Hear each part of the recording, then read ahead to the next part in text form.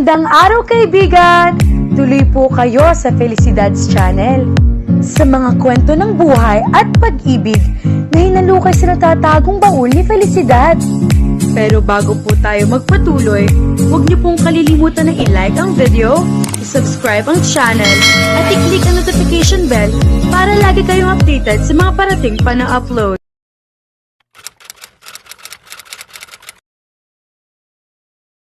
Nakaupo si Shania sa ilalim ng pine tree at naghihintay kay Rare na puntahan siya dahil schedule ng prenatal check-up niya. Ilang linggo na rin ang lumipas at 2 buwan na ang tiyan niya. May umbok na't halata na. Hindi pa siya kinakausap ng mother counselor nila pero handa naman siya. Hanggang sa mga oras na iyon ay matyaga pa rin si Rare na pabalik-balik para ihatid at sundo siya. Kapag wala ay si Lutang sumusulpot. Nag-umpisa na rin kasi ang trial ni Vilma at ang unang beses na tindig ni Rare sa korte ay naroon siya. Grabe ang paghanga niya sa binata, lalo kapag nagsasalita ay napapanganga siya. Nganga siya sa English na may British accent. Lalo na lang tuloy na napaglilinhan niya ang minamahal. Patingin-tingin siya sa suot na relo pero wala pa rin si Rare. Wala ka pa bang sundo? Tanghali na. Baka gutom na si baby, ani Ira na naiwan dahil umuwi na si Muhaima. As usual, may inaasikaso na naman ang kaibigan niya sa mga kapatid na naiwan. Wala pa, nag-text naman, may rush lang daw na tinapos para sa sunod na hearing, aniya naman. Okay, akala ko walang pasintabi na basta na lang hindi sumusulpot. Papangahin ko siya kahit pabilyonaryo at gwapo siya, ani Ira, kaya natawa siya pero kaagad na natigilan nang biglang may tumabi sa kanya at nang mapatingin siya ay si Rodel iyon. Bihira nang lumapit ang lalaki sa kanya pero hindi naman siya nagbabago. Oo, may limitasyon ang pagsama niya sa professor pero kaibigan pa rin ang turing niya dito at hindi pa rin naman niya sinasagot ang tanong kung pwedeng manligaw. Halata naman kasi na wala siyang higit na gusto bukod sa pagkakaibigan at hanggang doon na lang siya. Can we talk? Formal na tanong nito sa kanya, kaya ngumiti naman siya tumango. Tungkol saan, Prof? Inusanteng tanong niya rito, pero tumingin ito kay Ira. Please excuse us for a while, Ira. May pag-uusapan lang kami ng kaibigan mo. Formal na saad nito sa kaibigan niya na hindi naman lumayo at naupo lang sa kabilang puno, mga 3 metro ang layo sa kanila. Bakit seryoso ka? May problema ba? Malambing na tanong niya sa lalaki na tumiim ang titig sa kanya. Ano ako para sa iyo, Sean? Iyong totoo. Pinaaasa mo ko. Direktang bintang nito sa kanya, kaya sumamang loob niya. Ano yan? Ano yung nasa tiyan mo at bakit lumalaki? Hindi ka pa pinatatawag ng guidance. Wala ka naman asawa para mabuntis. Sinong ama niyan? Halos gigil na tanong nito sa kanya. Nagyuko siya ng tingin, pero ibinalik din niya ang mga mata sa kaharap. Wala siyang dapat na ikahiya at mas lalong hindi niya ikahihiya ang anak niya. May ama man o wala. Sumama rin ang loob niya sa walang pakundangan na pagtatanong sa kanya ni Rodel na para bang wala siyang karapatan na mabuntis. Una sa lahat, hindi kita pinaasa, hindi kita sinabihan na lumapit sa akin at mas lalong hindi ako nakiusap at hindi kita itinataboy dahil kaibigan ang tingin ko sa'yo. Ibinenta kong sarili ko. Pumasok ako sa club. Nabili ako ng matandang mayaman na ama ni Rare. Siyang kumuha sa akin at siya lang. Ngayon, paano ko naman hahayaan na manligaw ka ng formal sa akin kung ganoon ang pinagdaanan ko? Anong may pagmamalaki ko sa'yo? Naluluhang tanong niya rito na parang natilihan sa kinauupuan. Oo, Prof. Marumi na akong babae at galing ako sa club. Pero tinanggap ako ni Rare at hindi niya ako hinayaan na mapariwara ang buhay. Tumulo na mga luha niya at parang lumambot naman ang anyo ng isa. Mahal mo ba siya? Tanong nito na para ba nag-aasam na sumagot siya ng hindi. Kung hindi, aakuin ko na lang ang bata kung buntis ka at hindi niya mapanagutan. Ibang-iba ang mundo niya sa iyo. Gumising ka nga. Galing ka sa putik at siya ay nakaupo sa pedestal. Anong gagawin niya sa iyo? Gagawin ka lang niyang muchacha dahil ganoon sila. At ganoon ka. Hinawakan nito ang braso niya at namumula ang mga mata na parang maiiyak. Napahikbi si Shania sa pangahamak na nanggagaling sa bibig ni Rodel. Minsan ay hindi iyon sa kanya sinabi ni Rare na siya mismo nakaupo sa pedestal. Minsan ay hindi niya naramdaman na putik siya at nahugasan kaya nagbukang tao. Anong karapatan na iginagala niyang professor para hamakin siya bilang tao at malala bilang isang babae? Marahas niyang binawi ang braso na hawak nito. Huwag mo akong hayaan na mawala ng respeto sa iyo. Hinahangaan kita at 2 taon ko yun na iningatan. Pero hindi ako makapaniwala na ang lalaking katulad mo na wala sa pedestal ay mas malakas pa ang loob na magsalita na putik ako. Tuloy-tuloy na umagos ang mga luha niya. Nanliliit na naman siya pero hindi siya patatalo. Kahit na ano pa siya, mahirap man o mayaman, may desenteng trabaho o isang bayarang babae, tao pa rin siya at hindi siya papayag na hamakin siya ni Rodel, lalo na at wala naman itong alam sa totoong sistema ng buhay niya. You're worse than what I've imagined. I adored you for being a true gentleman who speaks wisdom and knowledge, but didn't know you're that fault-finding. Tapos aalukin mo pa ako na maging ama ka ng anak ko? Inaalok mo ang babaeng tinatawag mong putik? Bakit? Ano ka ba? Diyos? Nangatal ang boses niya at lalo siyang napaiyak. Look, parang bigla itong natauhan at hinawakan ng mga kamay niya pero kaagad niyang binawi. I'm sorry. Nabigla lang ako. Nasasaktan ako kasi mahal kita. Damn, Sean. Alam mong mahal kita. Kaya lang bakit parang napapansin ko na ibang titig mo sa Rare na iyon kaysa sa akin. Kasi mahal ko siya. Umiiyak na sagot niya. Kahit putik ako, kahit hindi ako bagay sa kanya, at kahit na hindi niya ako panugutan, mas gugustuhin ko na lang na lumaki na walang ama ang anak ko kaysa sa'yo. Napailing siya. Humugot si Rodel ng malalalim na hininga at para naninigas ang mga panga. Sana pala, mas pumili ka na ng hindi pobre na katulad ko. Ano pa nga kayang tingin mo ngayon na alam mo na binenta kong sarili ko sa club? Hindi na putik, diba? Basura na. At kahit hindi mo aminin, ang minsan na paglabas sa bibig mo, ganoon na rin ang tingin mo. I was so wrong for having a huge crush on you. I didn't know you were that egoistic. Mabilis niyang nilapitan si Ira na ang sama ng tingin kay Rodel. Kung ipapatawag man ako ni Mother Counselor at walang tatayong ama, hindi ko gugustuhin na sumama ka pa. Pinahid niya ang mga luha at matatalim ang mga matang ipinukol kay Rodel. Nakatingin ito sa kanya at parang sising-sisi na halos maiyak na nga. Humakbang si Shania pero natigilan siya at saka lumingon. Ang lalaking sinasabi mong nasa pedestal, minsan ay hindi hinamak ang pagkatao ko at ikinumpara ako sa isang putik. He helped me get up and help my family, live decently without my knowledge. The man I've known at first as dark, but not really dark inside. Sa halip sana, na iniinsulto mo ako, sana ikaw ang nagbangon sa pamilya ko noon pa. Malay mo, baka sakali na minahal kita, at ikaw sana ang ama ng dinadala ko, litanya niya. At nang maramdaman niya na tumulo na naman ang mga luha, ay kaagad na niyang pinahid at hinila si Ira sa kung saan mapapag-isa sila.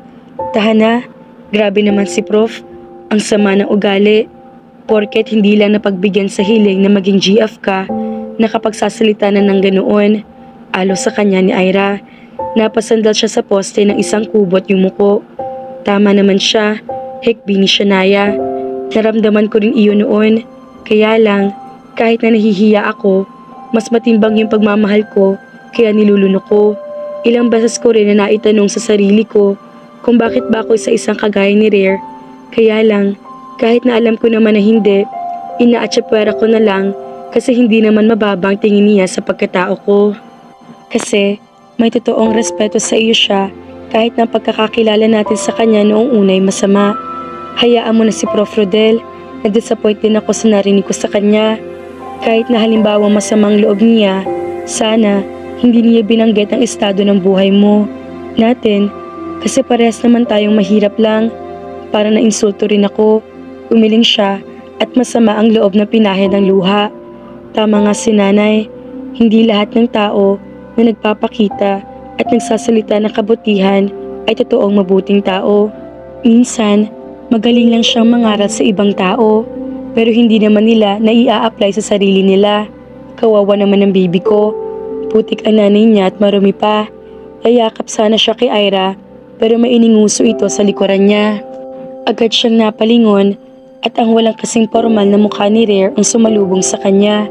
Pawis na pawis ito at parang hinaharap yata siya sa buong campus na hindi siya makita sa ilalim ng puno kung saan niya ito laging hinihintay. Who made you cry? His question was stern and so was his face. Alam na niya ang mga matang iyon na parang nagiging dark brown ang kulay kapag nagagalit ito. Umiling siya at sumulyap naman ito sa tiyan niya. Inakbayan siya nito at tuluyang kinabig. Hindi na siya bata pa para magsumbong. Ayaw niya na mas lalo pang lumala ang gulo kaya tatahimik na lang siya. I know you will never speak, but I'll find it myself and make that asshole pay. Hindi kita pinaiiyak, kaya walang karapatan ang kahit na sino na paiyakin ka, he declared with so much emphasis. Yumakap siya sa baywang nito at sumandal sa dibdib. A comfort is enough and a warm hug can ease all the pain. Kapag ito ang nagsasabing hindi sila bagay, doon siya tuluyang susuko na.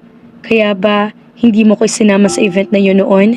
Ay dahil hindi ako bagay doon dahil mahirap ako at mayaman ka? Dahil putik ako at nasa pedestal ka? Suminghot siya at nagpahid sa tektay ni Rare. He cupped her head and kissed her hair. No, I just didn't want them to see you. My world is chaotic and there are lots of cruel people who live in it as well as men who will ogle your beauty. Kung hindi kita isinama, dahil iyon ayoko na makita kanila dahil baka agawin ka ng isa sa kanila sa akin. I want you only for my eyes and want you only for myself. I was afraid for you to find a better man because new was worse, and whoever says that you're scat or mire, one day, I'll make him see that you are not.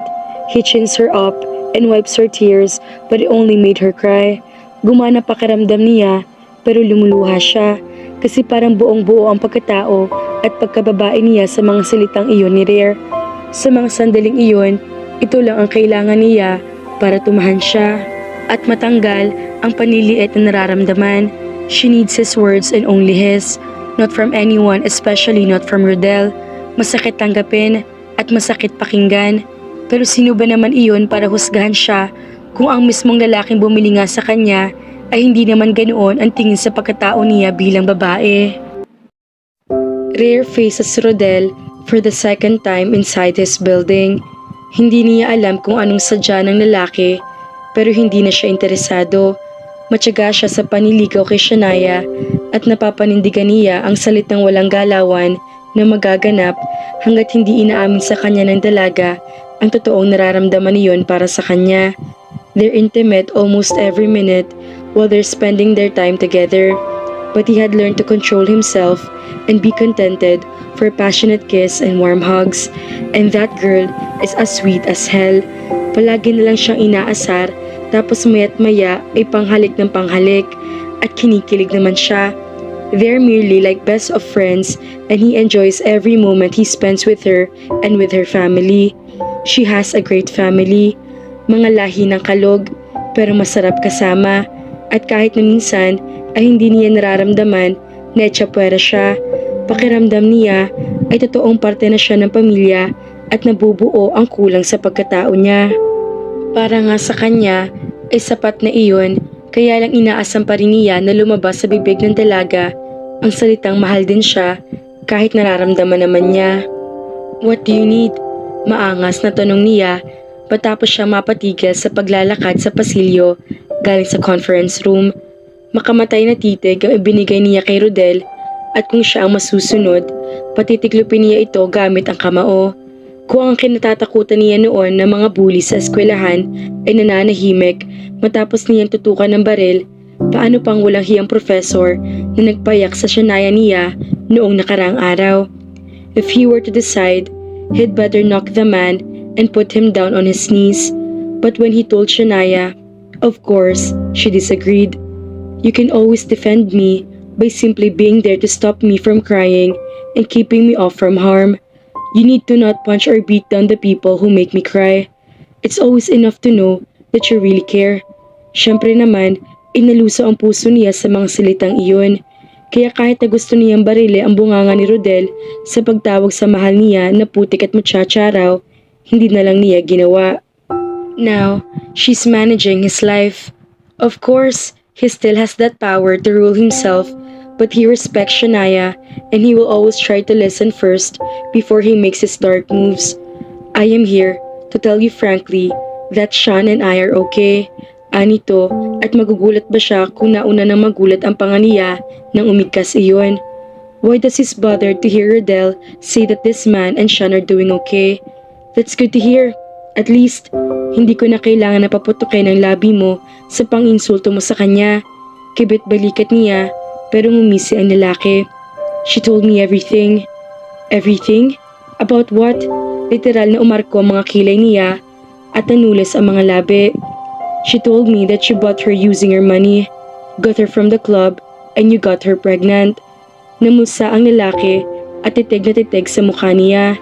And so I made her realize that she doesn't fit your personality. And I think she got it this time.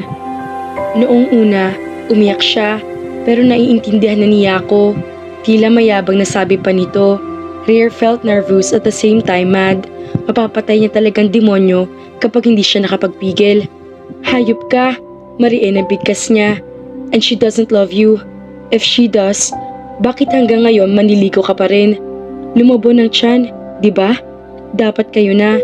Hindi niya pa rin ako binabasted kahit na nagtampo siya nung una. Just in case na mawala ka, may reserba siya. And I'll accept her wholeheartedly. Tuluyang kumulo ang dugo niya at galit na inilang hakbang niya ang distansya nila ni Rodel at kinuwelyuhan ang lalaki na kaagad din naman ang lumaban. That will never happen. He fumed and punched Rodel's face, but the man just lost his balance. Sinuntok din siya nito, pero para siyang bakal na hindi nasaktan. I'll kill you now.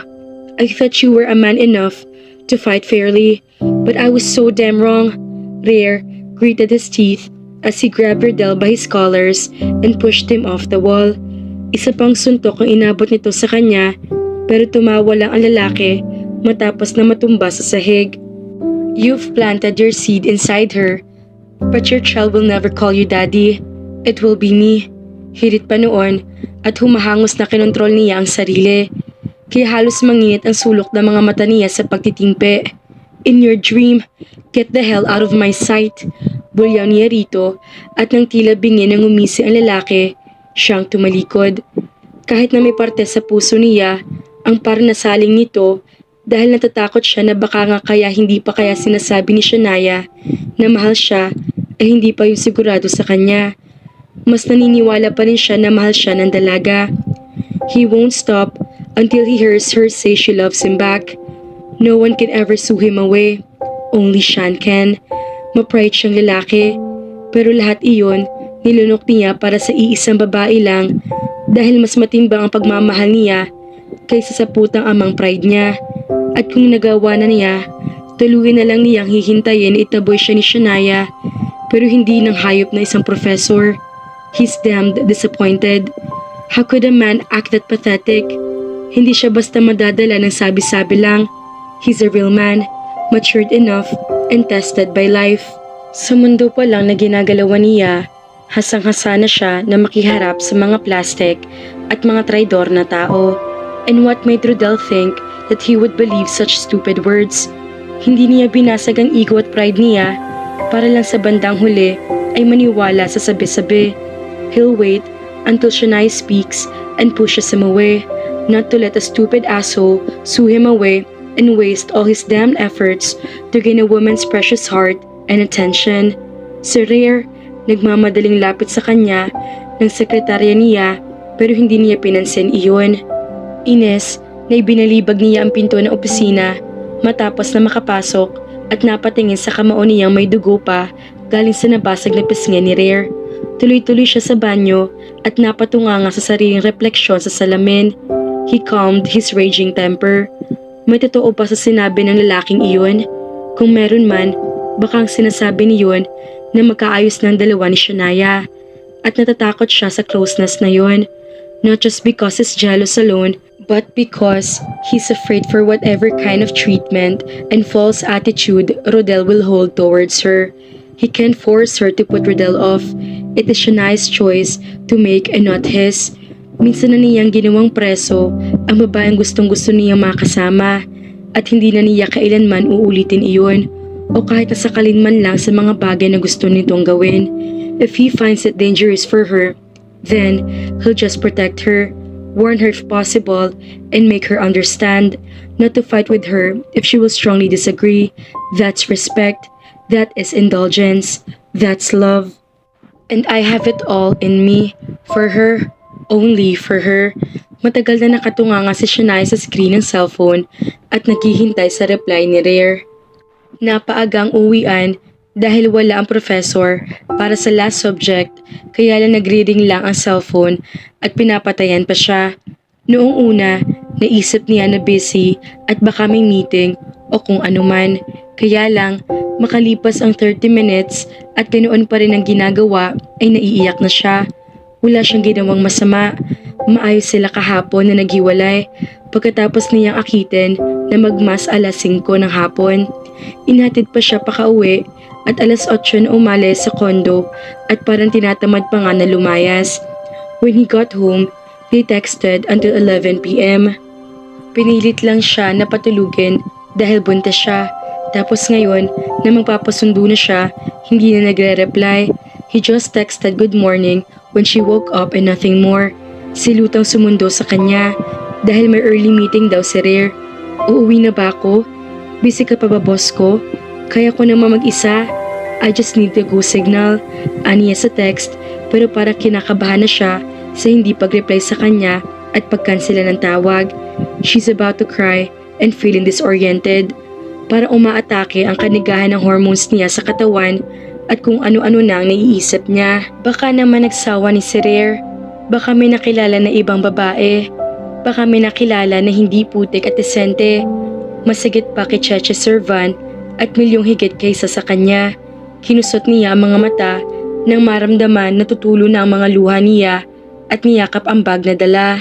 Wala pa naman ang mga kaibigan niya dahil nasa klase pa. Magkakaiba naman kasi sila ng block at nagkakasama-sama lang sila ay kapag 12:30 na. Alas 11 pa lang at nag-iisa siya. Mag-isa siya naghihintay hanggang sa may magsalitang babae sa harap niya. Umuwi ka na kasi, hindi siya darating. He's tired and still sleeping because we had a bed fight. Anang boses na iyon, kaya napatingin siya sa babae nakatayo sa harap niya. Bed fight? Sex? Nakaposing ang babae at iwinawagayway sa harap niya ang isang itim na phone. It's Rare's phone and it's no other than that lawyer who's the founder of the group, Hipo-Hipo Gang. Sumikip ang dibdib niya pero hindi siya nagpahalata. Ano bang hinihintay mo rito? Pasko? Bakit hindi ka magpasundo roon sa lalaki na kareserba mo? Oh God, hindi yata natagalan ng boyfriend ko ang mga salitang sinabi ng professor mo. Iba ka rin ano? Buntis na, may nakareserba pa. Well, lucky enough, kasi bata lang naman ang habol sa'yo ni Rare. He's a lawyer anyway. He can get the custody anytime he wants. Then, he's mine again. Palatak nito na relax pa. Sinong reserba? Si Rodel? Hindi nga sila nag-iimika ng walang hiyang iyon. Tapos reserba? Kinausap ba na impacto na iyon si Rare? Para nagpanik ang buong sistema niya dahil baka kung ano-anong kasinungalingan ang sinabi ng professor niya at naniwala naman ang isa kaya yata pumunta kay Cheche Servan at nag-sex ang dalawa. Nabasag ang puso niya at pumikit na lumuluha siya. Hindi siyan. Mahal ka niya. Shania shook her head. Hindi ako naniniwala. Mariin na bigkas niya. Oh, nagmukhang komikal pa ang mukha ng babae nang tumingin sa kanya at umiling din. Such a poor little girl was disembarked from the mud where you were drowned. Sana hindi ka nalang umahon sa putikan. Baka sa junk shop ka na pulutin pagkatapos. Lumayas ka! Gigil na sigaw niya sa babae na natawa lang sa reaksyon niya. Pinakabata ka na ba sa tingin mo na naisahan ni Rare? My God, I was only 17 when he de-virginized me. Tuloy na siya napaiyak kasi kahit paano, Nagsaselo siya sa mga babae na nakaraan ni Rare. Pero kung sinabi lang iyon ng babae na kaharap niya para arasarin siya, pues talagang naasar siya. Kasi Makati ka, lawyer ka nga, pero bulok ng pagkatao mo. At least ako, kahit galing sa putik, iisang lalaking dumaan sa buhay ko. Kaya huwag mong pagmamalaki na virgin ka na makuha ka ni Rare. Lahat ng babae virgin. At nagkataon lang din na ikaw na pagpapasapasahan na at ako ay hindi. Sinong one-man woman ang hahaplos sa isang lalaki sa loob ng bar? Edukadang desperada. Galit na asek niya kaya na umiiyak siya. Hindi siya nasiyahan dahil parang puputok ang matras niya sa inis ay tumayo siya at hinubad ang sapatos na suot at ibinato sa mukha ng babae. Sapol iyon sa noo kaya parang nahilo pero hindi pa man lang nakakabawi ay sinundan pa niya isa pang sapatos at sa nguso naman tinamaan. Ouch! Oh my God! Dili nito at sosyal na sosyal pati ang paraan ng pagdili. Yan ang bagay sa'yo. Lumayas ka't bruha ka. Layas! Doon ka sa impyerno kung saan ang bagay ang demonyang katulad mo. Virgin mo mukha mo. Virgin ang puwet mo. Kahit nabuntis ako, kakalbuhin kitang buwisit ka. Humahangos na pinahid niya ang mga luha, saka naman mabilis na napaalis ang babae.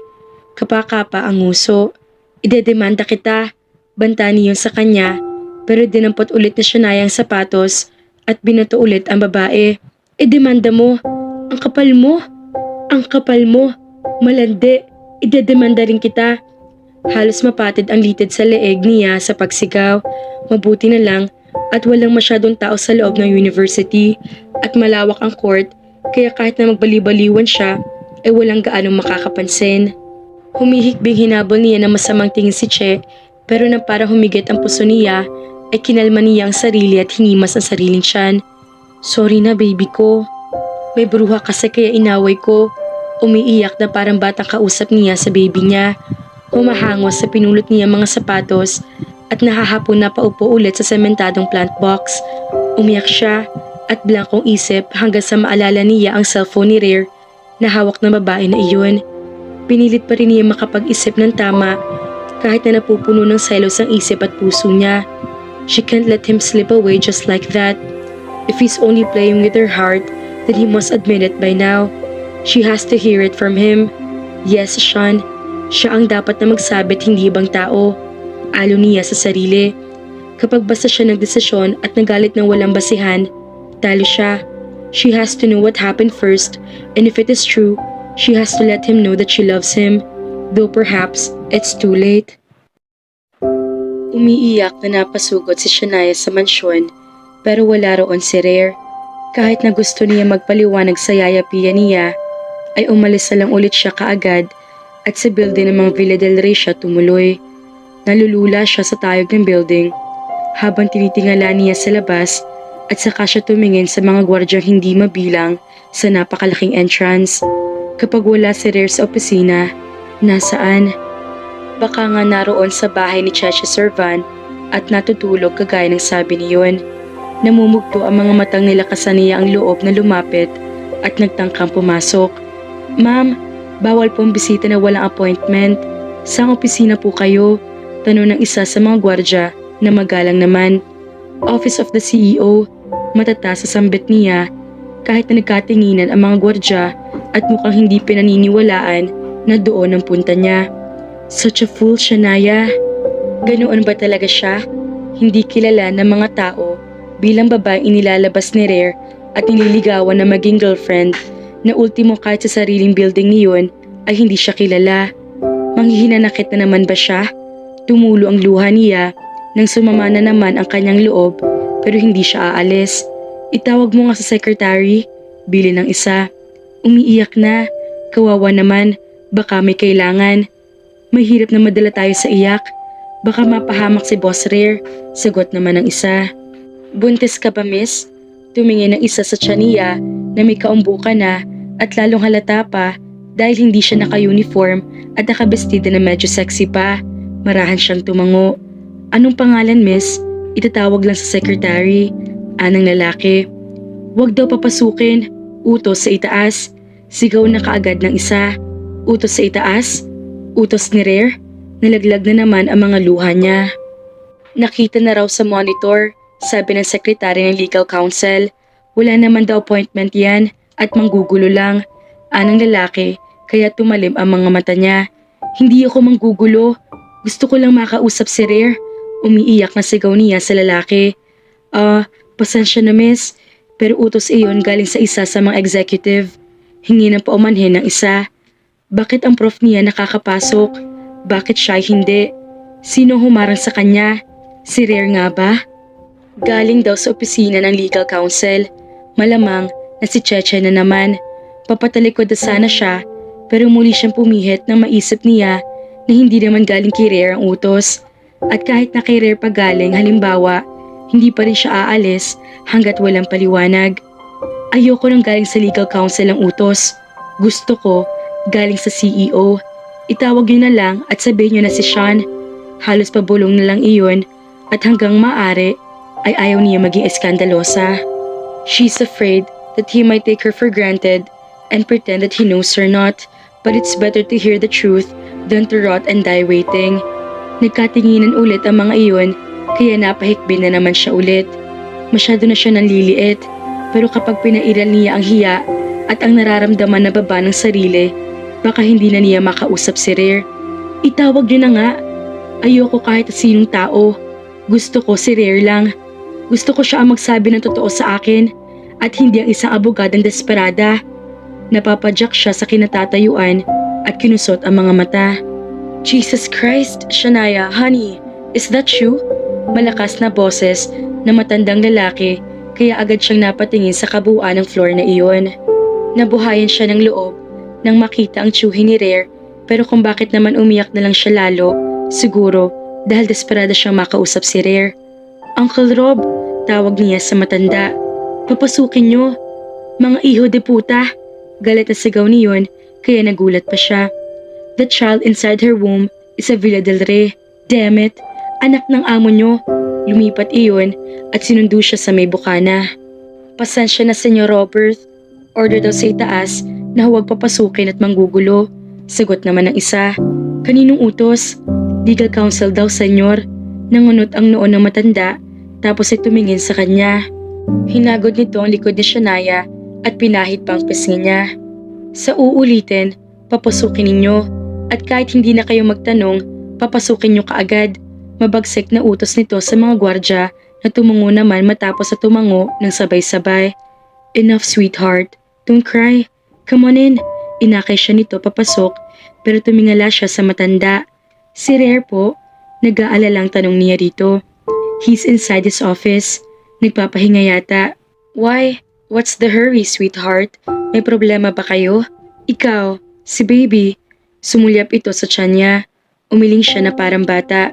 Gusto ko pong makita. Halika na at ihahatid kita. Kumislap ang mga mata niya sa tuwa kahit na kinakabahan siya sa kung ano mapag-usapan nila. Nagpapahinga raw. Bakit kailangan na magpahinga? Kasi pagod? Pagod saan? Inatake na naman ng selos ang buong sistema niya. Pero hindi niya hinayaan na lumunin siya noon ng buo. Tuloy-tuloy siya na naglakad pakalabas ng elevator at lahat ng mga mata ay nakatutok sa kanya na parang ramdam niya na pagchichismisan siya pagkalagpas niya. Noon lang naman siya napadpad sa kumpanya ni Rare at nalulula siya sa karangyaan na meron ng ama ng anak niya. Nahihiya siyang tumuntong, kaya lang mas mahalaga ang binata kaysa sa kung anong kahihiyan na pwede niyang lunukin ng pikit mata. Lalong sumama ang loob niya nang lumabas sa isang pintuan si Che at natigilan iyon na makita siya. Binasa niya ang nakalagay na pangalan sa kahoy sa itaas ng pintuan at opisina iyon ng CEO, opisina ni Rare. Tumalim ang mga titig niya sa babae na nakipagsukatan din naman ang tingin sa kanya. Get in honey, bulong sa kanya ng lalaki na parang tsuhin na rin niya. Che, iha, I want to have a word with you. Paypay na nito sa babae na walang galang na umirap at naglakad papaalis. Pero agad na sumunod si Robert. Luminga siya sa paligid at nakita na nakatingin sa kanyang sekretarya, sa tiyan niya, and everybody is looking at her 2-month-old baby bump. Papasok po ako, paalam niya sa babae na tumango naman. Salamat at hindi masungit. Walang babala na itinulak niya ang pinto at hindi naman iyon nakasara. Walang tao sa loob kaya inilak niya ang pintuan. Ayaw niya na may pumasok ay marinig ang usapan nila ni Rare. Tuloy-tuloy siya hanggang sa tumambad sa mga mata niya ang isang nakabukas pang pintuan papunta sa isang kwarto na may kama at mukhang maliit na bahay. Napuno ng sama ng loob ang dibdib niya at umiyak na naman. Tumalikod na naman siya at humakbang papaalis pero pumihit ulit at saka siya pumasok sa loob ng isang kwarto na iyon na halos dumoble ang gara sa kondo na tinitirhan nila. Shania's eyes scanned the entire room and there she found Rare. Gulong-gulong gamit nito at para may kinakalkal na kung ano. Parang pinag-awayan ng aso't pusa ang buong paligid. Kaya nalito siyang bigla lalo na mapansin niya na parang pati ang long sleeve sa suot nito ay wala sa ayos. Mula sa pagkakatuwad sa may shelf ay lumingin ito nang lumagatak ang sapatos niya sa sahig. His eyes moved up from her toes up to her face and she found him gulped. Nervyos bang nakita niya sa mga mata nito o pagnanasa? Babe, humikbi na naman siya. Babe, gulat ba ito na makita siya? Mahal kita. Mahal na mahal kita. Napaiyak na naman siya pero wala siyang pakialam kung para siyang umaatungal na baka. Bigla itong napatayo matapos sa para maparalisa pero umusbong ang galit niya nang makita na talagang mas magulo pa sa buhay niya ang damit ni Rare at idagdag pa na may kwarto ito sa loob ng opisina. Doon ba nagsiping ang dalawa ni Che? Sinong kasama mo rito? Si Che ba? Hindi mo na ba ako mahal kagaya ng sabi mo? Suminghot siya at nagpahid ng sipon. Hindi siya kumukurap at ang kaharap naman niya ay parang ipinako na sa kinatatayuan. Hindi mo ko nire-replyan. Tapos kanina kinansel mo ang tawag ko. Kanina lang hindi na kita makontak. Hindi mo na ba mahal ang baby natin? Pumunta kasi ako rito. Galing daw dito si Prof. Papunas-punas siya ng mga luha gamit ang likod ng mga palad at pansin niya na napatiyam ang bagang ni Rare. Pumunta ako kasi baka kako kung anong sinabi niya sa iyo at maniwala ka. Tapos magalit ka sa akin. Kamutik pa ako hindi makapasok. Mabuti na lang, matigas ang abog ko. Kaya lang bakit galing dito si Che? Totoo bang hindi mo na ako mahal? Kahit mahal kita? She finally dropped her gaze, but Rare remained stoic on his feet. Sumagot ka na nga. Binato niya ito ng bag at napakalakas ng iyak niya. Tangina, mahal syempre. Mahal na mahal din. Lumapit ito at kinabig ang ulo. Saka siya buong pagmamahal na niyakap. Bakit nandito ang babaeng iyon? Tapos ganyan ang itsura mo. Sabi niya nag-ano kayo. Nag-ano? He lifted her face and dried the tears on her face. Nag-ano? Nag-anuhan. Kaya pagod ka at magulong itsura mo. Napapalabi siya pero sa inis niya ay humiti pa ito sa kanya habang inaalisan siya ng luha. God, I was so desperate finding my phone. Hindi ko na alam kung saan ko hahanapin at pinapunta ko na nga si Luta sa eskwelahan mo. Ano ito sa kanya? Hinahanap ang cellphone? Sinungaling ba ito o nagsasabi ng totoo? Halos mag-iisang oras nang tapos sa meeting ko at kanina pa ako mababaliw sa paghahanap ng buwisit na cellphone na yon. Hinarang ako ng demonyo mong professor at kung ano-anong sinabi sa akin na reserba mo raw siya at hindi mo ako mahal. Kwento rin ito sa kanya kaya umusbong ang galit niya. Mukhang nagsasabi naman ito ng totoo at hindi naman kasi ugali ni Rare ang magsinungaling kahit noon pa. He's one of those people who say exactly what he wants to say no matter how much it will badly hurt. Ano? Ina sa tumaas ang boses niya na tunog bata. Hindi yun totoo. Mahal kita at kaya ako naglakas sa loob na pumunta rito kahit na kung ano-anong sinabi sa akin ni Che para at least malaman mo man lang kahit na bahuli na. Tumulo ulit ang mga luha niya at ngumiti si Rare kahit na para naninigas ang mga panga. Hush, alon nito sa kanya at pinahid din naman ang mukha niya.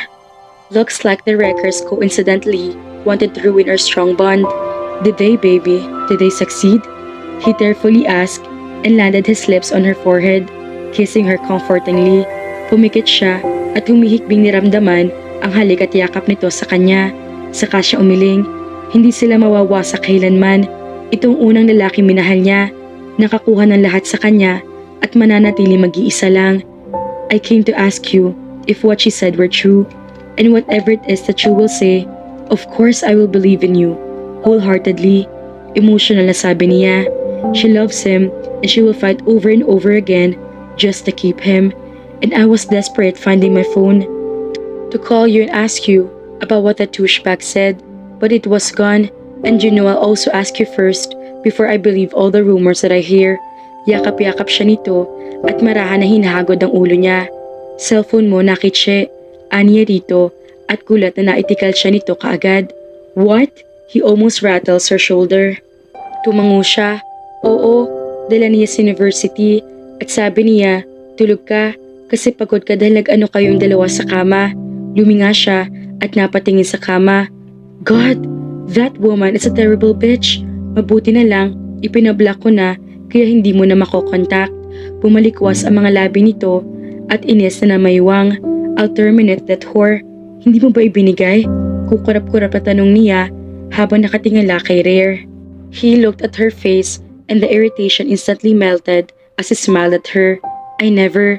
Pwede natin i-check ang CCTV sa buong building kung duda ka. I was here the whole time after Rodel and I talked. Baka naiwan ko kung saan at nadampot naman ng babaeng iyon. I will check it out later. Hindi ka nagsisinungaling? Kurap pa niya. How about you? Hindi ka rin nagsisinungaling na mahal mo ako? Ulitin mo nga. He moved closer and lifted her off the floor.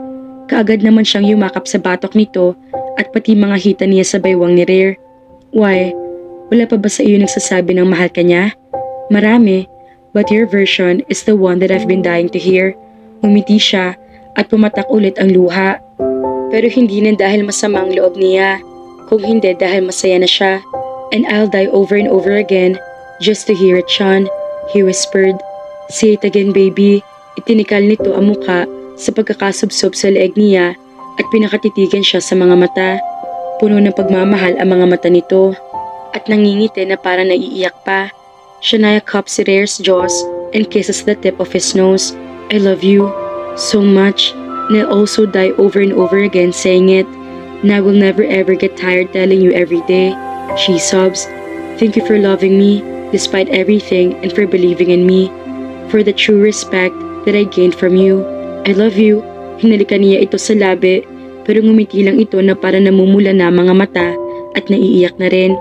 And she sees him as a true brave man that moment. The one who swallowed his ego and pride to risk both for her, to win her heart. I love you too. Babawiin na kita kay nanay. Humagikik siya kahit lumuluha. Hindi mo ko mababawi ron. Ewan ko kung ano hinihintay ni nanay na senyales galing sa langit. Baka hinihintay niya na mahulog ang buwan para ibalik niya ako sa'yo. No babe, iling ni Rare. Wedding gown na hinihintay niya mahulog sa langit at singsing. Namilog ang bibig at mga mata ni Shania, kaya napatakip siya ng kamay sa nakanganiyang bibig. Papakasalan mo ko? Naiiyak na naman na tanong niya. In all the countries that you like which do not support divorce or annulment. Nayakap niya ito na mahigpit at sa kanya pinupog ng halik sa muka. But for the meantime, I'll terminate first the woman who made you cry. If I were to choose, sa mundo ko sila buburahin, kaya lang hindi ka papayag. Ibinaba siya nito at tumalikod na para yata sabihan ng sekretarya, kaya lang mabilis siyang tumakbo at isinara ang pintuan. Walang lalabas. Nag-I love you na ako, kaya pwede mo na akong pangulin sa kama. Tinaasan baba niya ito ng kilay, kaya ang lakas ng tawa ni Rare na hinagot siya ng tingin. And when I say no, I'll terminate you as my husband. Buong kapilyahan na sagot niya at saka inalis ang pagkakalaso ng buhok na mahaba. Holy Christ! Umiiling na naupo ito sa gilid ng kama papaharap sa kanya. His eyes turned so passionate as he stares at her tummy and then at her face. Hubad, he whispered. Napahagikik siya. Don't forget the cash, paalala niya, kaya natawa na naman tuloy ang binata. Never, kahit buong VRG pang ibayad ko, basta maghubad ka, pipirmahan ko ng kontrata. He eyed her while she's taking off her clothes. Walang hiya talaga siya. Bakit siya mahihiya? Mahal niya si Rare at hindi niya kailangan na itago ang sarili niya sa lalaking tunay na nagmamahal sa kanya. Kahit ano pang lumabas sa bibig niya, kung mahal siya ng isang tao, mamahalin pa rin siya kahit puno siya ng kalokohan. She walked towards him, wearing only her pair of white undies. She stood in front of him and he lovingly touched her bump. It's quite bigger than usual. Hinahaplos sa sabi nito habang nakatingin sa tiyan niya. Sabi nga, malaki raw sa 2 months. Baka kambal. She giggled while watching him. No matter how many babies are inside this little tummy, I love them all, especially the mommy. Rare kissed her navel and ran his hands down to the shape of her thighs. Thank you for coming, baby. You never knew how much she made me feel loved knowing that she'd fight for me, though no don't deserve it. Ano to sa kanya at saka hinila siya papaupo. You deserve it because kasi mabuti kang tao at alam ko magiging pinakamabuti kang asawa sa buong mundo. Ngumiti siya pero hinawakan na nito ang mukha niya at sabik na hinalikan siya sa labi. She responded right away, touching his arms until they both whispered I love you in unison against each other's lips very passionately. He barely whispered and she nodded right away before he gently laid her on his bed. And she'll always feel loved as long as Rare will stand beside her. The way of heaven to her eternal happiness is hard and painful, but they both helped each other heal in all possible way until they both found love and willing to conquer the battle of life in the next chapter of their lives as couple, and not as a traded maiden for his pleasure anymore, but his young and lovable wife, faithful and really kind for his contentment and happiness. Sobrang saya ni Shania, lalo pa at sama-sama pa rin silang pamilya. Kinuha na ni Rare ang pamilya niya ilang araw matapos sila makapag-usap at ang pinaninindigan ng ina niyang ayaw na sumama ay nalusaw nang umiyak siya at nakiusap na sumama na sa mansyon. At ngayon ay nakangiti siya habang nakikita ang ina nag-aasikaso ng halaman habang ang baby bunso naman niya ay nasa stroller. Nang bumukas ang pintuan ay kaagad siya naglakad papalapit kay Rare at syempre pinupog ng halik ang mukha ng bossing niya at naglambitin pa, and she got a warm smile in return, a very loving gaze. Let's go. I have an important golfing lesson to attend with some of my business partners. Baka hindi ako makasundo, babe. Will you be fine? He asked plainly, but she pursed her lips and starts to march. Naman kasi, marahas niyang kinamot ang ulo at tinatamad na inalaylay ang mga balikat at mag-isang naglakad papunta sa hagdan. Puro na lang business, business, business. Sundo na lang ang akin, hindi pa mabigay. Tapos ako naman, tihaya ng tihaya. Kumamot ulit siya sa ulo, pero tawang naririnig niya sa may likuran. She doesn't want him far, she wants him near. Kung pwede nga lang niya itong ilagay sa bag niya, ay bitbitin sa eskwela, ay baka ginawa na niya. Totoong adik na adik siya sa mukha ni Rare, at may ninako pa nga siyang litrato sa album nito na nakatago sa closet nila. Maya't-maya niyang sinisilip iyon sa loob ng bag at gigil na hinahalikan kapag wala nakatingin sa loob ng classroom habang nagkaklase professor niya. I'll pay you 50,000 baby, alok nito sa kanya, pero lalo na lang siya napasimangot. You pay me 50,000 and you pick me up, she demanded hastily, but he had let out another chuckle. Jesus, ako na nga magbabayad, ako pang susundo. Hahabol-habol ito sa kanya sa may gitna na hagdanan. O sige, ikaw ang magbuntis at ako ang magiging CEO at magbabayad sa'yo. Irap niya sa boyfriend na tumawa ulit saka hinawakan na siko niya habang bumababa sila. Kung dati, niutot nito ay hindi niya marinig sa kalawakan ng bahay. Ngayon, ay napupuno na ang mansyon ng mga tawa nitong para nakakahuli ng puso ng babae. Parating maingay sa paligid, lalo na kapag umuuwi na mga tiya niya na hindi pa rin pinababayaan ni Rare na mag-isa. At laking pasasalamat niya rito. Araw pa man lang ang lumilipas, simula na magtapat siya ng totoong damdamin at parang ang laki na ng ipinagbago kaagad nito. She never pays attention to his warped attitude because she never wanted him to get offended. And besides, Shania loves to see Rare incomparably happy. Parang ang laking kaligayahin din sa puso niya na siya ang dahilan na kasiyahan nito ngayon. Who will ever think that a woman like her, who never existed in the society, would make a man like Rare feel contented and happy? Tuloy-tuloy siya at kunwari itampo pa rin pero ipinihit siya nito. Okay, fine. I'll see you 12:30, Mrs. Villa del Rey. Napahagikik na siya at pinatulis na mga labi. Sabi mo yan, irap niya, pero naglambitin na naman sa leeg ni Rare at walang kasawa-sawang hinalikan ng binata na gumanti naman kaagad. Isang-isa na lang at mukha na itong Christmas tree at shy Christmas balls. Mahilig sumabit kahit parang botete ang tiyan. They stopped from kissing each other when all his men came running inside the house. Nanga si Shania at napahabol ng tingin kina Luta nang tumango ang mga iyon sa likod ng hagdan. Yuhu! Luterio, my baby boy, pakendeng-kendeng na parang pato na nalabasan ng pagtukaan tiya luming niya kaya natawa siya. Naka-uniforme ng matanda ng pang-janitress sa studio ni Rare at ang laki ng bag na dala. Mamahalin pa dahil may nag-alok daw sa opisina ng binata ng isang sales representative at binilhan naman ng isa ang mga nanay niya, pati na sina Jocelyn at Yaya Pia. At sa kanya ay walang dala. Lintik, naalala ang mga gurang samantalang siya na may dala-dala sa loob ng tiyan ay kinalimutan. Cash na lang daw sa kanya kasi mukha naman daw siyang pera. Let us go na, bebe boy. Ihatid mo na ang mami pay mo sa opisina. Sabi pa ni na tumingin sa paligid. Lumakas ang tawa niya at saka hinila si Rare papalabas ng bahay at sa may kotse siya tawa ng tawa habang nakatakip sa bibig at ito naman ay titig ng titig sa kanya. And a little later, when maybe he could no longer control it, he hugged and caressed her tummy. Love mo na naman ako, no? She quits laughing and faces Rare with a playful smile. Sobra, pahalik-halik ito sa pisngi niya. Papunta sa may tainga, kaya napahagikik siya. Nang tumingin naman ang nanay niya, ay nakangiti iyon habang nakatingin sa kanila. Mabuti naman at hindi na siya sinasaway ng ina niya kapag nakikita sila ni Rare na naglalampungan. Ngumingiti na lang ang may edad na babae at naiiling na umalis sa harap nila. Puro kalokohan ang bitbit mo rito sa bahay ko, Rare whispered on her ear which made her giggle. Ayaw mo? Aalis na kami. Nagkunwari siya humakbang pero hinuli kaagad nito ang baywang niya at hindi siya pinakawalan. No baby, you can only leave this place when I'm already gone. At wala naman akong balak umalis. Ang sarap kaya ng buhay dito. Masarap ang pagkain. Masarap matulog.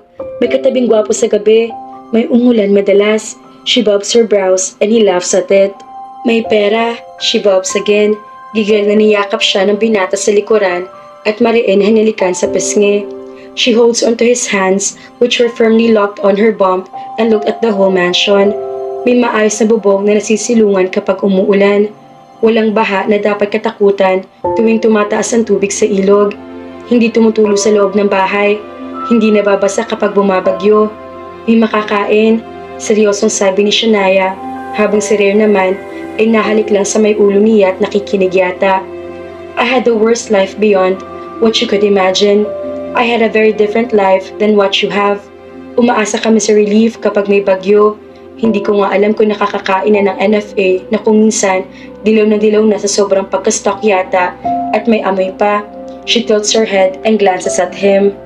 Nakangiting umiling ito, ngiti na para may halong awa at pagmamahal. Hindi ka pa nakatikim? May kasama yung 2 latang sardinas, kapet asukal, noodles na kailangan mong pilahan para makuha. Minsan, noong bata ako, nararanasan ko pang maitulak sa pila ng mga taong akala ay mauubusan sila ng pantawid gutom. Naiipit ako, pero nagtsatsaga kami ni nanay para lang kahit paano may makain kami. Kasi masaya na kami kahit noon lang. Naiiyak na kwento niya. You're breaking my heart. Rare bows his head and presses his forehead against her head. Para alam mo kung anong klase ng buhay meron ang babaeng pinili mong gustuhin. Sagot naman niya. I don't just simply like you. I love you. Tila ba inasasagot nito kaya napangiti naman siya. That makes a huge difference. Don't dare say I like you. Say love you. Kahit sino ang magtanong, sabihin mo, mahal kita. At ayoko na maririnig na sasabihin mong gusto lang kita. Naintindihan mo? He holds her jaws. Opo. Sungit. Naintindihan po. She nodded. Pinahid niya mga mata. Nakakatawa lang din yung ibang tao na manghusga sa pinanggalingan ng ibang tao. Nakala mo sila lang iyon nakaupo sa ginto at kumakain ng 3 beses sa isang araw. Nanghuhusga sila sa mga babaeng katulad ko na minsan na kumapit sa patalim para lang mabuhay. Pero kung minsan, higit pa ron ang tunay na dahilan. Mas tinitingnan nila yung uri ng trabaho kaysa sa laman ng puso at damdamin ng mga babaeng katulad ko. Hindi nila alam na wala ng choice kasi wala namang matinong trabaho para sa isang estudyante na katulad ko na makakakuha kaagad ng pera para madugtungan ang buhay ng mga mahal ko. We don't have anything. No certificate of land titles to present which can serve as collateral for a loan. No car to use for an amortization.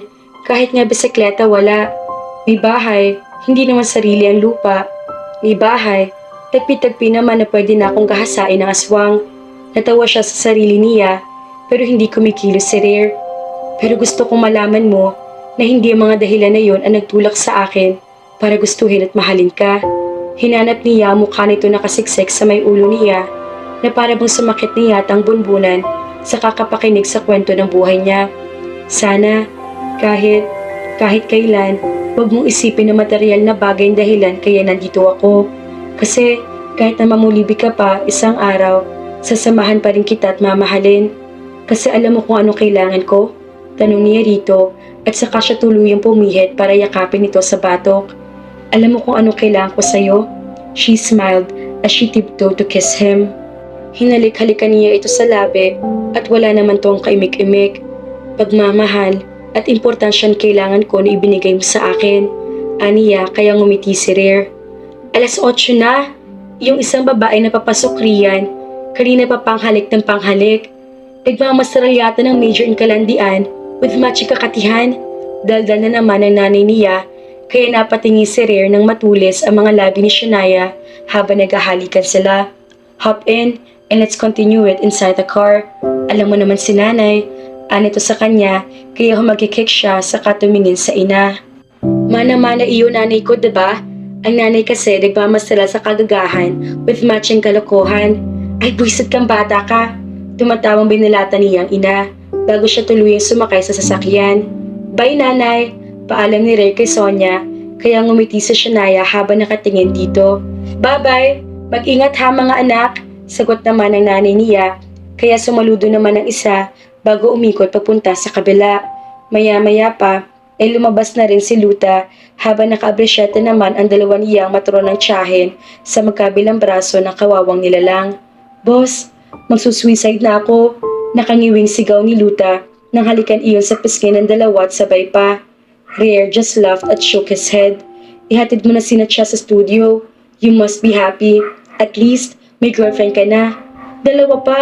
Natawa siya ng malakas sa halos mangyak-ngiyak na mukha ni Luterio at nang tumingin siya kay Rare ay para nahihiwagaan siya sa ngiti nito habang binubuhay ang makina ng kotse.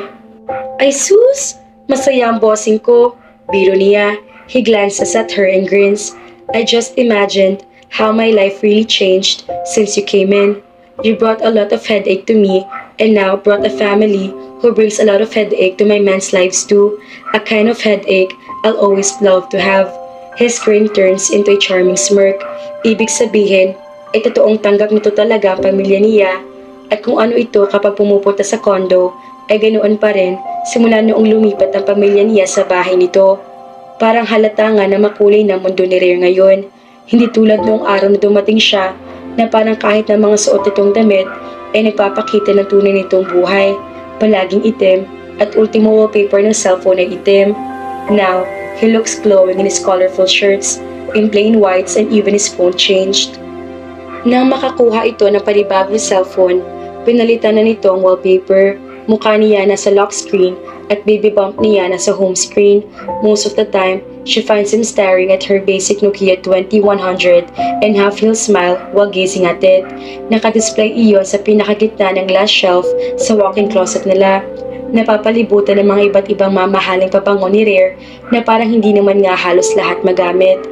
Sa tuwing pumapasok ito roon, ay wala yatang oras na hindi ito tumitingin sa cellphone niyang luma na para bang iyon ang sentro ng lahat na nakadisplay doon.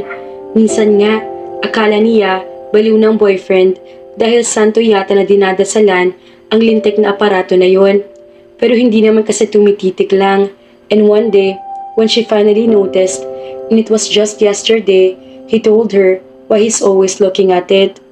This thing reminds me of how my life warped from something dark to something bright, from plain monochromatic till you came and scattered different colors everywhere, and for how this young woman who looked at herself like a little piece of crap made me feel loved and taught me how to never hate at all. Those were so sincere, and it even made her cry when she turned around. Kabog na kabog ang mundo nito kapag nagdiniloko siya, pero ang mga simple nitong pagpapahalaga sa kanya ay totoong iniiyakan niya dahil ni minsan sa buhay niya ay hindi niya inakala na may lalaking papansin sa kanya at pagmamahal ng tunay. Totoo, walang bahay na pandidiri, walang panghihimasok, at walang anumang hinihingi na kapalit, basta ang palagi lang itong uuwis at nakikita niya. Basta lagi mo akong bibigyan ng pera para lagi akong pasakitin ng ulo mo kung gusto mo naman pala na konsumisyon ko sa buhay mo. Sagot ni Shania kay Rare na natawa lang sa kanya. Sure, mabilis sa sagot nito. She grabs the cap and puts it on his head while he's driving. Sinipat niya ito ng tingin at ang pogi-pogi nito sa kulay puti na polo shirt at puti na golf cap. He looks so brilliant, so neat, and so gorgeous. Ang gwapo mo. May babae roon? Paangil na tanong niya, kaya napangiti ito. Hindi ako papasok sa eskwela. Sasama ako ron. Nanulis ang mga labi niya at napahadukip-kip. It will not matter, babe. Kahit naman 100 babaeng kasama ko ron, hindi ako magloloko. Malay ko ba? Sa tindi na kamandag mo at hilig mo, anong tingin mo? She frowns, but Rare chuckles. Gosh, I never knew you really love me that much. You're so jealous. Umirap si Shania at pumiksi. Kasi, nai-insecure ako. Mayaman sila at... No, seryosong sagot nito, kaya napatingin siya. I love you for who you are and rest assured that I'll never cheat on you. Palagi mong sinasabi na mahirap ka at walang kumpara sa kanila. Pero para sa akin, hindi. I don't want you to keep on degrading yourself and to never keep on thinking about how low your life has been. It will never matter to me. You got that? Kinuha nito ang kamay niya at hinawakan ng mahigpit. Tumango siya at saka ngumiti. Call me when you need me or text me every second of the day. I don't care, for I won't get tired reading your messages ever. Tumango ulit siya at ngumiti, saka naman ito hinalikan ng kamay niya ng paulit-ulit habang nagmamaneho. Rare can't even blame Shania and he's still finding a better way to make her feel so secured. Kahit nasabihin na makasal na sila pagkatapos ito manganak, ay hindi pa rin niya masasabi na matatanggal ang takot na yon na maipagpalit niya ito. He feels the same and their status in life has nothing to do with his dread. Jealousy is always a part of loving. That's what he had learned for being in love. Simula nang maramdaman niya na mahal niya ito, kasama rin na napuno ng takot ang puso niya. Kung ito ay estado sa buhay ang main concern, ang pagkakamaling na ibenta ang sarili para sa nanay at kapatid, siya naman ay ang kagaspangan ng ugali na naipakita niya rito noon na hindi niya maipapangako na hindi lalabas kapag nasaling ulit ang galit niya, lalo kung may makikialam dito. Pero sa edad niya, alam niya kaya nila magtulungan parehas para mas lalo sila maging matatag at maging mapagtiwala sa isa't isa. He trusts her, only that he doesn't trust the people who surround them. Kailan lang ay tinangka silang sirain ng dalawang tao na gustong makuha ang pagmamahal nila para sa isa't isa. They never let those people win and made his final warning. Kinausap niya si Rodel, kaharap si Shania at pinagbantaan niya ang lalaki na oras na paiyakin ulit at sakta ng kalooban na magiging misis niya, tatanggalan niya ng magandang kinabukasan ng professor. He will let that guy find a decent job as well as fly a plane. He can do that, but he chose to give Rodel a final chance as well as Che. At malinaw pa sa sikat ng araw, ang sinabi niya na kapag ginilo ulit ng babae si Shania, hindi lang basta simpleng trabaho ang mawawala sa babae. Dahil sisiguruhin niya na mawawalan iyon ng lisensya sa pagkaabogada. He already terminated Che and it was also his uncle's decision. He's not afraid of anybody. Kahit pa maghiganti iyon sa sobrang inis sa kanya, he can always hire hundreds of bodyguards to protect Shania. Mas natatakot siya sa pwede magawa niya sa babaeng iyon na mukhang makatipa sa higad. He could kill for Shania and kill for their kids. Kung noon, wala nakapagprotekta sa kanya sa kabila ng yaman ng pamilya niya, iyon ang kaisa-isang bagay na sisiguruhin niyang maibibigay niya sa binubuo niyang pamilya, sa mga magulang ng dalaga, at sa lahat ng mahal nito. Pagdating pa lang sa eskwelahan, pumipihit pa lang si Shania para magpaalam, kaagad na niyang hinalikan. Call me, don't dare talk to strangers, banta niya si girlfriend na kaagad na napahagikik. Bye bossing, I love you po. Love you. He kissed her forehead and then watched her starts to go. Kumaway pa ito sa kanya At nang tuluyang lumiko sa pasilyo, ay saka siya umikot pabalik sa driver's side. Pero pansin niya ang mga tinginan ng estudyante sa kanya na para bang pinag-uusapan siya, pero binaliwala niya ang mga iyon at tuluyan siyang sumakay sa kotse. Rare drove for about 20 minutes before he reached the golf course. It's a property owned by one of his associates who's leaving to live abroad. Inalok sa kanya at naisip niya na magandang investment na rin at lugar na pwede nilang pagpalipasan ng oras kapag wala siyang trabaho at gusto niyang makasama ang pamilya. He's planning it because he never wanted to be like his father who never had time with him. He will prioritize his family first and not his business. Spend a lot of leisure time with his soon-to-be wife and their kids. Kabababa pa lang niya sa sasakyan, ay nakita kaagad niya ang tsuhin na may kausap na mga kasama rin niya sa negosyo at tumingin ang mga iyon sa kanya. Rare smiles vanishes as soon as he reaches the covered area of the court. Pati ang sekretarya niya ay parang ninerbyos nang tumingin sa kanya habang yakap ang iPad. Do we have problem here? Maang na tanong niya sa lahat na para mga dismayadong yumukulang. Alam niyang wala mga ngahas na magsalita kapag tungkol sa problema dahil sa takot sa kanya kapag uminit ang ulo niya at nag-aalboruto siya. Uncle, salubong ang mga kilay na tumingin na siya sa tsuhin na bumuga ng hangin. If I were to choose, I'd rather hide this, but this doesn't concern you alone, but does concern your precious lady. Hinarap sa kanya ni Robert ang isang newspaper na nakatambad ang mukha niya habang kahalikan si Shania at isang solo picture ng dalaga na nakangiti. Is the dark billionaire's rumored girlfriend a slut, a woman from a brothel, and was impregnated by a billionaire, Rare Villa del Rey? The question is he the father of the slut's baby, or he doesn't know either? We learned that the said woman did not come from a decent family. The trading of their own flesh runs in their bloodstreams from her aunts who had been long-term. Hindi niya tinapos. Umikas ang panganiya sa nabasa mga kataga na iyon na direktang humahamak sa pagkatao ng babaeng kaisa-isa niyang minahal. His heart got badly painful and his eyes welled up too fast in tears. My poor woman. Rare, calm down son.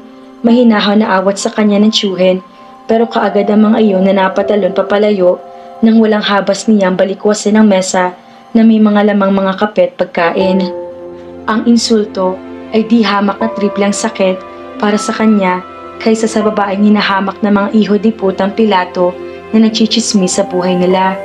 Hahanapin ko ang putang inang writer ng blog na yan at ipapakain ko sa kanya ang lahat na imprenta ng Daily World newspaper na yan. Mahina pero mari ay nasabi niya sa kanya binato ang tingin ng tsuhin. Sinasabi na nga ba at parang kilala niya ang wiset ng mga nasa restaurant noong lumabas sila ni Shania kasama si Rodel at ang mga kaibigan ng dalaga. I don't like that blog either. They're ruining not only your reputation as well as Shania's. They're ruining the reputation of the baby inside her womb. But you aren't dark anymore, son. You can slap the truth to their faces by making better decisions and planning wisely how to make them swallow all their damn words. Think better, Rare. Magagalit si Shania kapag nakapanakit ka ng tao na naman. Anang tsuhin niya. Kahit paano, ay kumalma naman siya dahil may tama ito. Kailangan niyang supalpalin ang kung sinong may pakulo at kung sinong demonyo ang nagkalat na galing sa club ang girlfriend niya. Gusto kong makausap ang demonyong yan at pipilitin ko ang dila para umamin siya kung ang kaninong bibig niya nakuha ang impormasyon na yan. Humahangos sa tumingin siya kay Luta na papalapit pa lang dahil kadarating pa lang yata galing sa paghatid sa mga tiyahin ni Shania. Kung sino man ang may pakana ng pasabog sa mundo ng negosyo, malamang na malapit sa pamilya ng mga lumanglas dahil pati ang dalawang tiyahin ay alam ang istorya ng buhay. Ngayon, magkakatrabaho na si Luta at Lando. Ipapahanap niya ang bibig na nagkalat ng chismis at babalatan niya ang nguso at tatanggalan niya ng mga ngipin. Pinulungan niya kaagad si Luta at tumango naman ang isa bago damputin ang dyaryo at tiningnan ang pangalan ng kolumnista. Hahanapin ko, boss. Huwag ka mag-alala. Pinagmamasdan lang siya ng mga matatanda pero wala siyang nararamdaman na hiya. Mas natatakot pa siya kung ano na naman ang pwedeng maramdaman ni Shania na paniliit sa sarili. Pero hindi niya pababayaan ang dalaga at sasaluhin niya palagi kahit na anong mangyari habang nabubuhay siya. Kunot nung pa isa-isa ang paghinga niya habang nag-iisip ng dapat niyang gawin nang tumunog ang cellphone niya para sa isang text message. Babe ko, help me please. Dito ako sa guidance. Ayoko sanang abalahin ka. Kaya lang, kawawa naman ang baby natin sa mga sinasabi ng tao rito sa paligid ko. Lalo siya nasaktan. Umiiyak na naman si Shania. Alam niya, close the deal uncle. I'll have this golf course and the entire pond, the villa and everything. Tumalikod siya at walang lingon na sumakay sa kotse niya para puntahan si Shania. He can't bear to see her cry. He is worse than her. She's a pure woman while he made the worst nightmare. That's why she got pregnant. Kung pwede lang niya ipagsigawan sa buong mundo kung anong klase ng babae hinihusgahan ng mga walang hiya, gagawin niya. But he has a better shout out and he'll make sure that the entire public will know how much he loves the woman they've been calling slut. Magpapaparty siya at ilalabas ang lahat ng impormasyon. Ipakikilala ang pamilya ni Shania sa mundo niya at magpapropose siya ng kasal sa harap ng maraming tao. Isang sampal sa mga nanguhusga sa babaeng ina ng anak niya at magiging mga anak pa. That's the right time to propose and to help Shania feel how secured she is and how much he really loves her. Nakayokong umiiyak si Shania habang kaharap ang mother counselor ng universidad. Wala naman itong masakit na sinabi sa kanya, pero nahihiya siya sa nagkakalat sa dyaryo na hindi pa man lang siya nakakapasok kanina sa room nila ay may sumalubong na sa kanyang kaklase na pinatatawag daw siya sa guidance. We can't tolerate such hypocrisy, Miss Lumanglas. Kung nagbuntis ka man na may boyfriend ka, okay iyon. Pero ang pumasok ka bilang isang bayarang babae sa club at walang kahiyahiyang ipabandera mong mukha mo na nakabingwit ng bilyonaryo, ano sa tingin mong dala nito sa mga kabataan na nakakakilala at makakakilala sa iyo? That it's okay to trade yourself for money? There are lots of possible ways to earn money if you need it. Hindi ka nababagay dito sa university. Anang babae, pero tahimik tumulo ang luha niya. Pinanghihinaan na siya ng loob na sumagot pa. Paano niya ipagtatanggol ang sarili sa mga taong wala naman sa sapatos niya? Nabubuhay ang mga ito na sobra pa sa sapat ang pagkain sa mesa siya ay kulang pa nga para sa 2 beses sa maghapon para sa nagugutom na sikmura. Paano niya sasabihin na mahirap kutkutin ang 200,000 piso kung wala naman matinong trabaho ang isang tao? Ano bang pag-aari ng mga mahihirap na tulad niya na kahit kapiranggot na lupa ay wala? Tinitingnan ni Rare ang buong hall. Hinahanap ng mga mata niya ang 2 tao na nanakit ng damdamin ni Shania, ang mga tao na gustong sumira sa kanila ni Shania. Nakatayo siya sa stage habang ang babaeng pinaglalaanan niya ng lahat ay walang imik na nakatayo sa likod ng stage. Hindi pa sila nagkikita dahil nauna na kaagad siyang pumunta sa clubhouse. Nakakatuwa na nakatelevise ang engagement party niya para maisampal niya sa mukha ni Cheche Servan at ni Rodel kung anong kaya niyang gawin para patunayan ang pagmamahal kay Shania. Ipinarush niya ang event at natapos ang preparasyon ng isang araw lang. He had sent invitations via internet, via cards, and even advertised it. Of course, he threatened the demons for them to grant his deadly invitation. Hindi siya papayag na ang siyan lang niya ang napahiya sa buong madla. He'll make all the demons pay and will make sure that the two will badly regret for messing his girl's life. Nang mahagip na mga mata niya ang dalawa, ay kaagad niyang ibinuka ang mga labi para magsalita. Ladies and gentlemen, let's capture these 2 people who ruined my girlfriend's reputation as a student and as a woman. The people who were the masters of that blog that my Shania came from a brothel and was impregnated by a man who she doesn't even know. Mariin na sambit niya habang hindi tinitikalan ng titig si Rodel at Che na parang gusto nang umalis sa Celia pero nagwardyahan ng mga tauhan niya.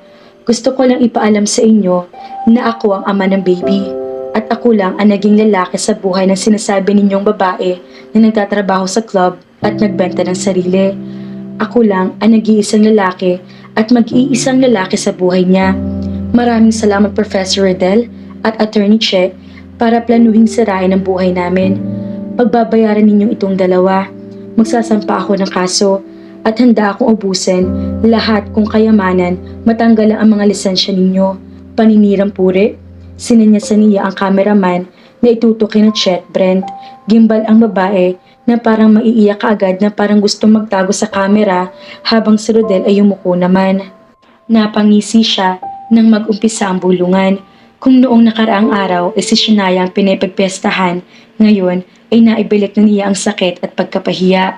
Tamang uncle niya, hindi niya kailangan na manakit ng pisikal para maipagtanggol ang mga mahal niya sa buhay.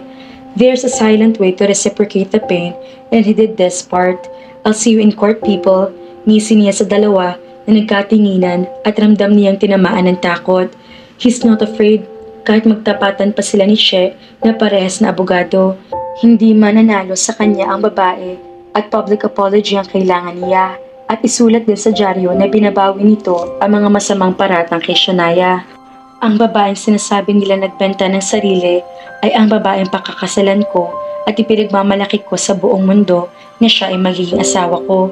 May Shania lumanglas. Will you marry me, my baby? Inilabas niya ang box mula sa bulsa ng coat at nakita naman niyang natuwa ang mga tao.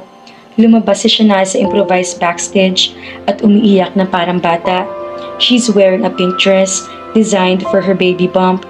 Hair was in a bun at the uppermost part of her head, with few strands dangling on each sides of her face. Napatanga si Rhea sa dambuhalang monitor at kinuon na lang ang pag-igkas ng lahat ng parte ng katawan niya na makita niya kung gaano kaganda ang dalaga na nagpawaw sa mga taong nakatingin din ngayon ng personal dito. God, she's so beautiful. Puno ng paghihinayang ang mukha ni Rodel at si Che ay hindi maitatagong inggit. Finally, Shania's shaky hands wrapped around his arms. Yumuko siya at tumingala naman ito. She mouthed thank you and kissed him and then offered her left hand. I will marry you. Over and over again, she tearfully declared, looking at her parents.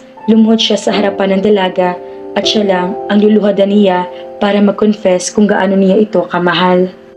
I am always proud to let the whole world know that my wife once became a traded maiden. She had traded herself for the life of her mother, and that made me fall for her, knowing how kind her heart was and knowing how kind her heart would always be. Sinundan ang mga salitang iyon ng maitim na titig, kaya para nalaglag ang panty ni Shania. Kahit na narinig na ni Shania ang mga salitang iyon ni Rhea noong gabi, naibandera siya nito sa madla, ay napaiyak pa rin siya. 3 taon na nakalilipas, simula na mag-propose ito at ngayon ikasal na sila. May instant 2 anak na babae at lalaki, ang kambal na maliit na Rhea at isang babaeng maliit na Shania. They're fraternal twins. Masaya na siya at graduate na rin sa wakas. Isa na siyang senior flight attendant, mommy at asawa.